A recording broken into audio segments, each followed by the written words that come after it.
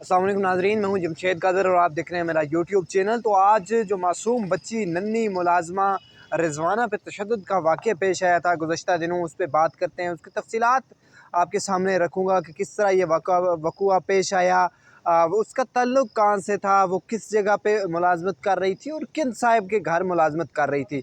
तो इस हवाले से गुज़श्ता दिनों में जब सोशल मीडिया पे कुछ तस्वीर वायरल हुई और वीडियो वायरल हुई, उसके बाद जो मुतासरा बच्ची रिजवाना थी उसकी वालदा का जो बयान वायरल हुआ, उसमें बताया गया कि जो नन्ही रिजवाना 14 साला घरेलू मुलाजम थी, जुडिशल अकेडमी में तैनात जज आसिम हफीज़ के घर पे ये पिछले तकरीबन 7 महीने से घरेलू मुलाजमा के तौर पर ये काम कर रही थी। सरगोदा से इस बच्ची का ताल्लुक़ था।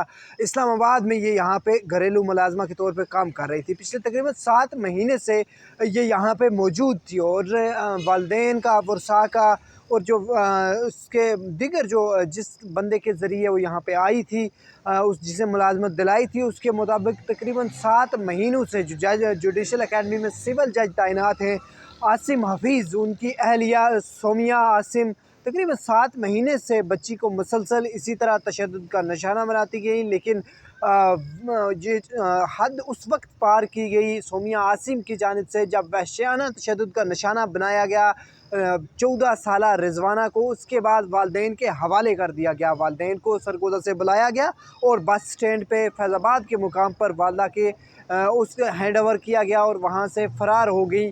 जो जज साहब की अहलिया थी सोमिया आसिम, बच्ची को अपनी वालदा के साथ छोड़ के वहाँ से निकल गई, जिसके बाद वो बच्ची वालदा जो है वो अपनी बच्ची को लेके वापस सरगोदा की तरफ गई। लेकिन रास्ते में ही उस बच्ची की हालत गैर हो गई। उसे जिस गाड़ी में लेके जाया गया उस बंदे का बयान भी इस मुकदमे में रिकॉर्ड हो चुका है। फिर वो जहाँ पे पहुँची, क्योंकि इस बच्ची की हालत इतनी ज़्यादा गैर हो चुकी थी कि जब पहुँची तो उसको डायरेक्ट गाड़ी में से एम्बुलेंस में शिफ्ट किया गया और वहाँ से हॉस्पिटल लेके गए, जहाँ पे बेसिक ट्रीटमेंट दी गई। उसके बाद वहाँ पे मुकदमा दर्ज होता है। मुकदमे में अनाउंस किया गया जो जज साहब हैं और उनके अहलिया को कि इन्होंने तशद्दुद किया है। सरगोदा में बुनियादी तौर पे ये मुकदमा दर्ज हुआ, क्योंकि जाए वक़ुआ इस्लामाबाद था तो ये मुकदमा जो है वो सरगोदा से वापस इस्लामाबाद ट्रांसफ़र किया गया। अब इस्लामाबाद की मुकामी अदालत से गुज़श्ता हफ़्ते जो जज सिविल जज की अहलिया सोमिया आसिम है, उन्होंने हिफाजती ज़मानत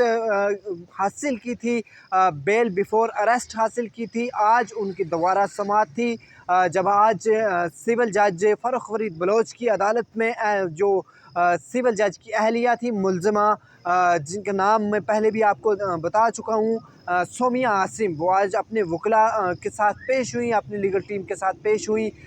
उनके जो वकला थे उन्होंने आर्ग्यू किया लंबे चौड़े तकरीबन 2 घंटे के करीब के ये आर्गूमेंट्स थे, जिसमें जो वकला ने जो सोमिया आसिम के वकला ने मुकम्मल तौर पर जो तहकीकात थी उसको यकतरफ़ा करार दिया। इसके साथ साथ उनका ये भी मौक़िफ़ था कि JIT बनाई गई है ये भी गैर कानूनी है। उन्होंने कुछ सुप्रीम कोर्ट के फ़ैसलों का इस हवाले से हवाला दिया, उनके कुछ जजमेंट्स पढ़ के सुनाई कि किस तरह अगर ख़ातून जज मतलूब हो लेकिन उसकी जो है उसको ज़मानत दी जाती है, उसकी गिरफ़्तारी ज़रूरी नहीं होती तहकीकात में। दूसरा एतराज़ उनका ये था JIT पे कि जो JIT में अरकान मौजूद हैं JIT के, वो सारे अरकान जो पुलिस अफसरान हैं वो नहीं है। इसके लिए ज़रूरी है कि JIT के जितने भी अरकान हैं वो पुलिस अहलकार ही हों।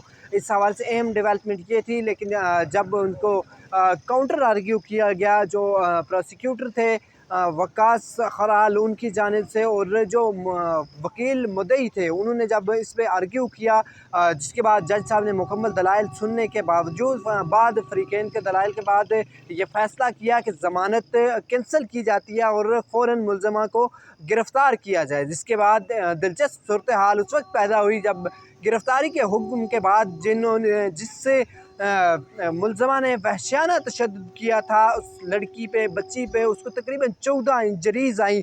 लेकिन इंजरीज़ के बाद जब उन्हें उस मुल्ज़िमा को अदालत की जानिब से गिरफ़्तारी का हुक्म हुआ तो मुल्ज़िमा भीगी बिल्ली की तरह अदालत में बैठ के रोने लग गई। तकरीबन 3 दफ़ा इस्तदा की गई, अदालत से 5-5 मिनट लेके डिले किया जाता रहा। लेकिन बिलाखिर जब जज साहब ने बार बार इस्तफ़सार किया कि आप कमरा अदालत से चली जाएँ, आप मेरे कोलीग की वाइफ हैं, लेकिन जब इंसाफ का मामला आता है तो इंसाफ ही किया जाएगा।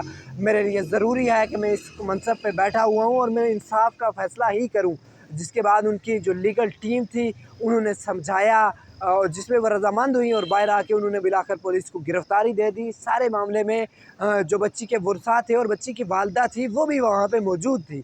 और वो जब जज साहब ने बेल कैंसिल की तो बेसाख्ता चिल्ला उठी। वहाँ पे उन्होंने हज़रत अली की शान में एक नारा भी बुलंद किया। नारा हैदरी के हवाले से उन्होंने नारा बुलंद किया अदालत में, और अदालत में वकला की जानिब से उन्हें हौसला दिया गया, चुप करवाया गया। बाहर आके उन्होंने प्रेस कॉन्फ्रेंस करते हुए भी कहा, मीडिया के नुमाइंदगान से बात करते हुए कहा कि अगर मेरी जान भी लग जाए, मुझे भूखा रहना पड़े, मैं रहूँगी, मुझे अपना सब कुछ बेचना पड़ जाए, लेकिन मैं हर सूरत अपनी बच्ची को, अपनी मासूम बच्ची को जिस तरह वहशियाना तशद्दुद हुआ है उसको इंसाफ दिलाऊंगी।